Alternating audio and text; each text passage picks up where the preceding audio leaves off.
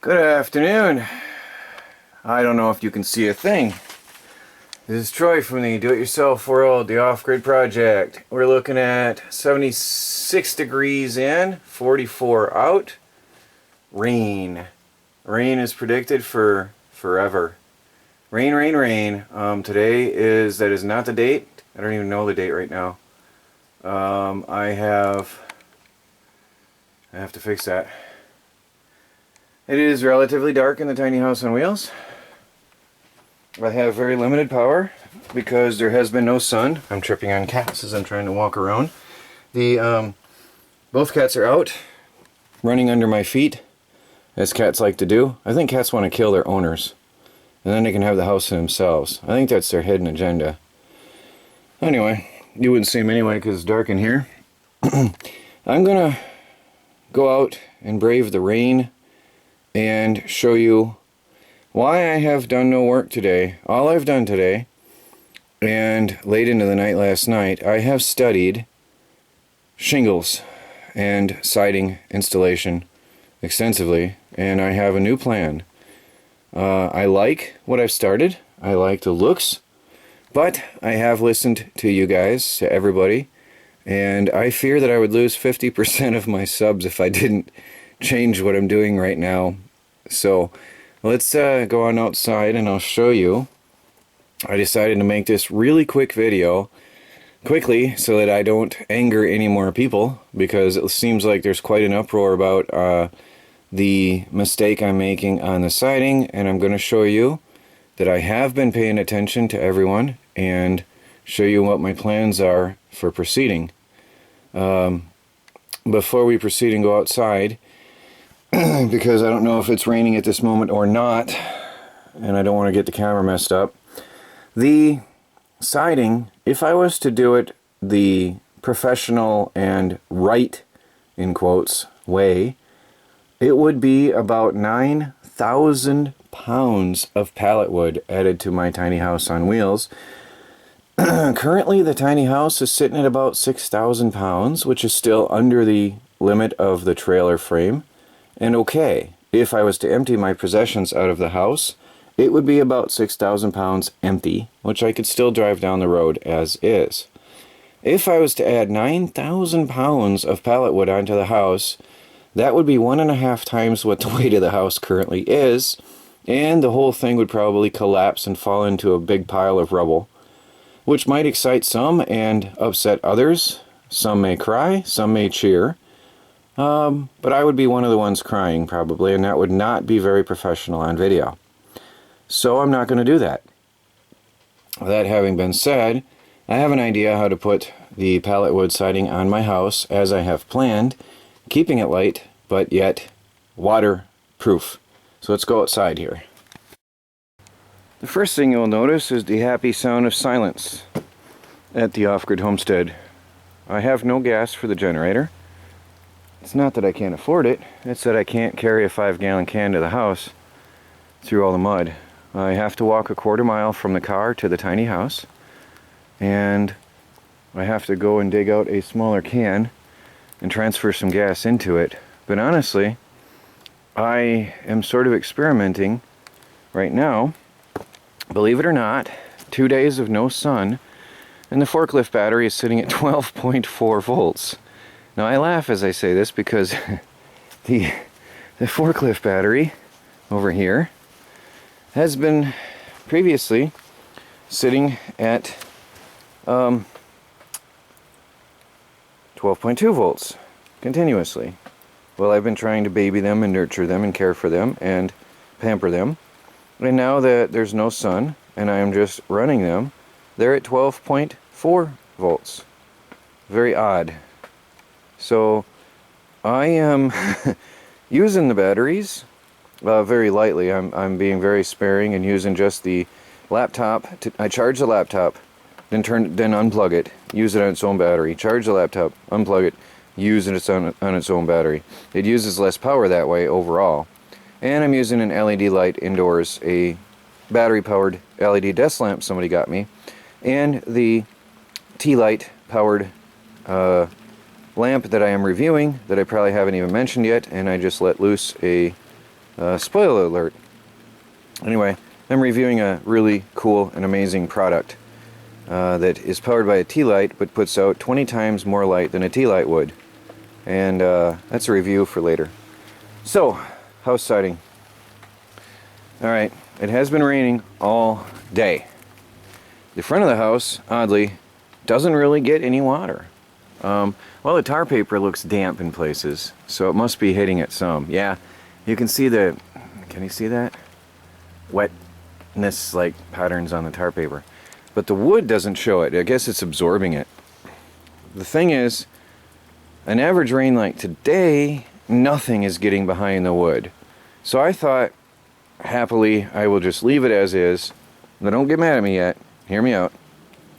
I thought I would happily leave it as is, and the rain will hit, and it'll fall down, and just run off, because the tar paper itself will last many years exposed to the elements. Not indefinitely, but many years. The only harm is where on the edges it curls from the heat of the sun, and heating, cooling starts to pull it out of the nails, which is not cool. Eventually that would extend and rip it through all of the nails. Just on the lip it's the worst. The rest of them are fine, but eventually that would get really bad, and that's not a good thing. So of course then you have holes and leaks, so we don't want that. So I thought that the paneling would cover the tar paper, blocking the sun from hitting the tar paper, and we have happiness forever after. Because essentially the tar paper is waterproof, the house is happy, and even the windows, around the windows, I've had no leaks at all, of any kind, quite amazingly. So I thought everything was good and happy until I put this video online and everybody freaked out at me. Well, everybody that knows construction and paneling and siding and whatever. So I spent until late in the night studying siding installation, various types, and I spent a lot of my time, most of my time today, studying siding installation. And I have an idea. Now again, my theory was that there's quite a gap. Let me come around here. There's quite a gap between you can actually see a tunnel all the way through. So my theory was there's a tiny bit of contact. The wood, look at that, the wood is barely in contact with the side of the house at all. So the only weak point where any moisture would ever be retained would be right here between the wood and the wall. And I thought that's acceptable, that's not a problem. Then my friend Brian, and I want to thank you for alarming me here, said that the nails will wick moisture and condensation into the walls, which at first I thought was no big deal because it's exterior grade sheathing, but then again it's exterior grade sheathing when, you know, the water hits the outside. But if it gets inside, I don't know what that'll do. And another friend of mine was mentioning moisture and humidity, which had me concerned. I've talked to a lot of people in the last 2 days, got a lot of opinions and advice, and I really thought that this big air gap, you can really see it here, as I said, the big air gap here, oh, see right there, you can see not much wood is in contact with the house at all. There's plenty of airflow to dry that out. So I figured water in normal rain, that's today, is going to hit this, which actually feels dry, believe it or not. It feels absolutely dry, although it's rained for 2 days straight and all night. It's funny that it feels dry. It's odd, but it's not a heavy rain. So anyway, I figured the rain will hit, run down, run down, run down. A driving rain will go through the gaps, and I thought, yeah, sure, it's going to hit the tar paper below, no big deal, and run off. But of course some is going to run behind where it contacts the wall. Just this little bit contacts the wall, and this little bit is what I'm concerned with. That and the nail underneath. So that bothers me, just that. So my solution to continue putting on the tiny house siding in this pattern, which I really am liking now, and I like it as well because of its uniqueness. I don't think there's a tiny house out there that has pallet wood shake style siding. And I like uniqueness. Everything I do in my house, I try to be unique and different, because it's my house and I don't like boring stuff. I don't like driving down the roads. Please don't take offense if you have vinyl siding. I don't like driving down the roads and seeing house after house after house with vinyl siding. Not that I could afford it anyway. I cannot afford it, so that's out of the question. So that left me with reclaimed, recycled materials, and this is amazing and unique. So I'm going to do this.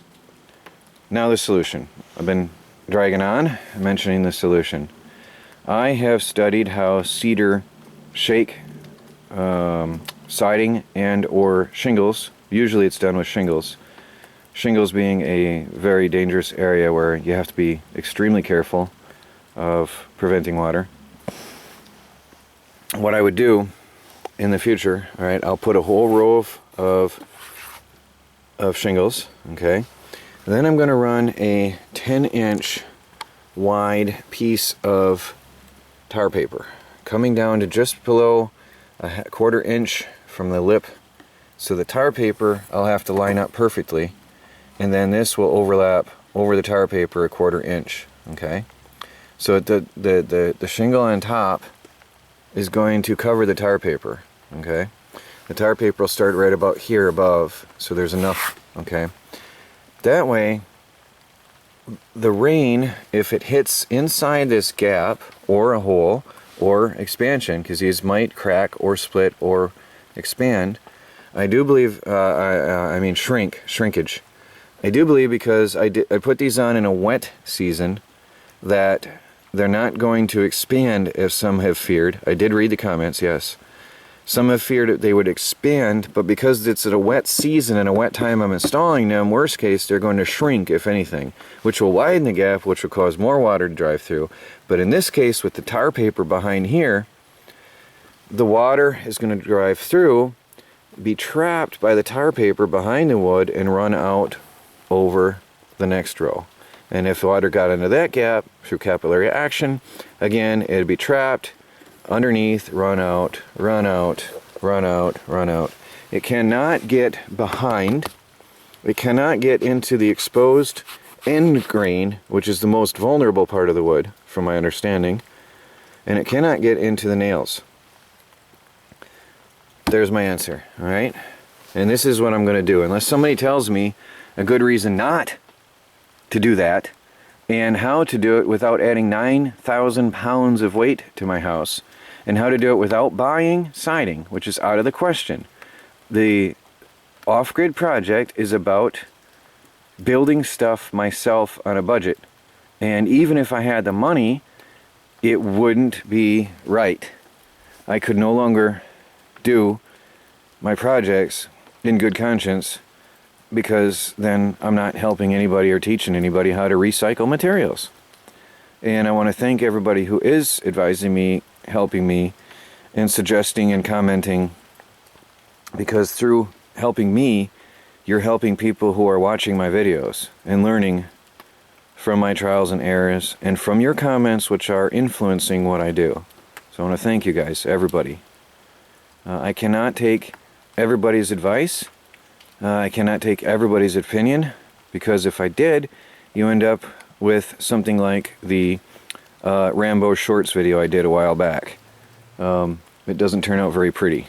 If anybody doesn't know what that is, ask. I'm sure somebody will happily point you to the link. But it's not pretty if I try to take everybody's advice at once, although, you know, I do my best to take the best of everything. So please be patient and understand if I don't take your particular advice. And I want to thank everybody. Let me know what you think. I think it's going to work. Please don't get mad. Please don't unsubscribe. If you think I'm an idiot, call me an idiot and keep on watching. I'll correct myself. And thank you all. Talk to you later. Troy from the do-it-yourself world and the off-grid project and the tiny house on wheels, hopefully, will continue. Mail came today. This I have been waiting for a couple weeks. I have been anxiously waiting for its arrival. If this is what I think it is, yes, there it is. I want to thank my viewers, many of who have been suggesting I got into aquaponics. Guess what? You can tell what this means. This is from Mother Earth News. I finally got a book. I ordered this a couple weeks ago and have been anxiously waiting for its arrival. A book on aquaponics. This is one of the, I read reviews on it. It's one of the more detailed, best books for starting aquaponics. Supposedly, from my reading reviews, it covers everything. So, there is some more study material for me. Hopefully this spring, I want to start, well, late spring, early summer, I want to start an aquaponics system. And I would like to be able to provide my own food throughout the entire year, which, being in a northern climate, is not very easy when you have snow and ice all the time. So we'll see how it goes, and I got a lot of read material now. I have here a package from Ontario Knife Company that has arrived. Let us see here. It's funny, I've got to hollow a knife to open a knife. How funny is that? So, Ontario Knife Company has been kind enough to send me one of their knives to check out, which I will be using on, this is going to be interesting, I'm going to be using it on the do-it-yourself world on a daily basis, but I will be doing the full-fledged review on TR Tech Tactical, where from now on I will have outdoor survival gear and tactical stuff like knives over on TR Tech Tactical's channel. Hopefully most of you will follow both channels and come on over and check out all the cool stuff that I'll be doing over there. All my survival gear and outings and camping trips will be over there. So here's a little knife that I'll be reviewing from Ontario Knife Company. I want to thank you guys from over there from Ontario Knife Company, which is, by the way, based in New York, upstate New York, Franklinville, New York, not too far away. So I'll probably be giving them a visit one day soon. Chatted with the guys on the phone.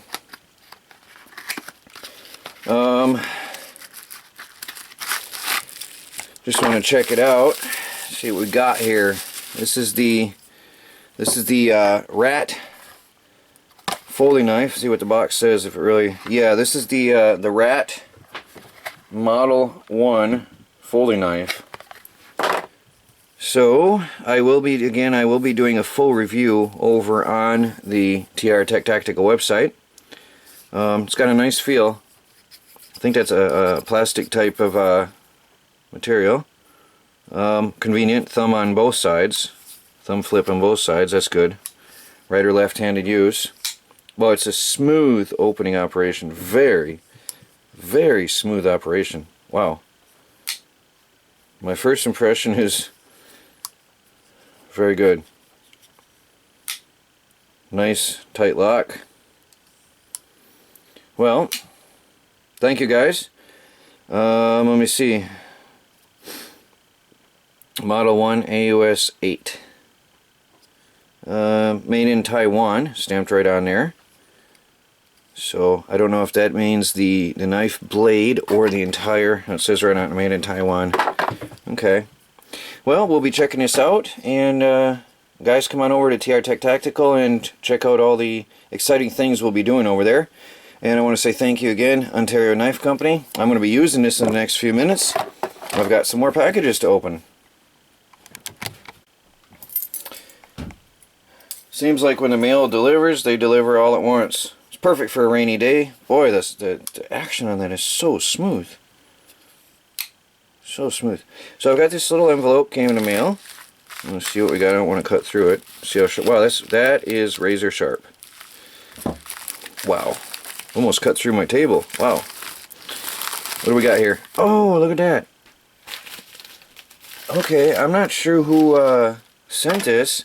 This is, I believe, to the voltmeter I'm using. I remember somebody mentioned that they had the leads for the voltmeter from Harbor Freight that I've been using. Well, whoever sent this, give me a mention down in the comments. I don't want to say thank you, because although I have some very nice high-end voltmeters that I've received recently that are very, very nice, this is good for keeping around in dirty areas where I don't want to take the good high-end meters. I treat my gear very carefully, or whatever, however you call it, with respect and love. And these are the Harbor Freight one is great for dirt work. I've got a package from very obvious and clear survivalmetrics.com. Survivalmetrics has sent me a package. Let me see. Do I need the knife? Yes, I need the knife. All right. Oh boy, you got to be careful with this knife. It cuts like butter. Well, Survivalmetrics has sent me some very interesting things here. I'm just going to briefly introduce the gear here, and then we'll take it over to TR Tech Tactical, where I will be doing the outdoor and tactical gear. But I want to thank you up front, in front of all my viewers. There's a package here. It says Head for Survival, and this is a triangular bandana and cravat, and we'll go over this in all detail over on the other channel. And it's also got a lot of survival information printed right on it. So, and there's 2 different colors. So that's going to be an interesting test and review. So thank you. And we've got something very cute, cool here and interesting. This is called Survival Eye Shield, with an I, the letter I, by Survivalmetrics. So it's their own product. This is eyewear when you need it most. Comes in a little capsule, a little container. It looks almost like a photo film container. Okay, there's some 550 cord. Good Survival 550 cord. And let me see here. It is a roll-up emergency pair of survival UV protective glasses. Because they are a roll-up set, they are non-destructible, and will always be there when you need it in case your primary sunglasses get destroyed. And these are good for especially this time of year right now when there's winter glare coming off the snow, and any other purpose or your time when you need to protect your eyes from the intense sun. So that's a cool little survival safety set of survival sunglasses. Nice, super light. Oh, and a cleaning cloth. We'll cover this in all detail over on TR Tech Tactical. Again, I just wanted to show you guys what I'm getting here in the mail, and hope you guys will join me over there for the full detailed testing and review of all the products I get from now on. Well, thank you. Definitely straight from Survivalmetrics. Well, thank you, and we'll be putting this to good use over there. Well, this is how the last 2 days have been, and they're estimating it's going to be like this for the next day. You can hear that. Not something you want to be working out in when it's wet and cold like this. So, I'm going to fire up the computer and get today's video up live today. So this will be a video that you will see today, made today, processed today, and live today, as long as my computer and my internet work with me and are agreeable. So, hope to catch us later.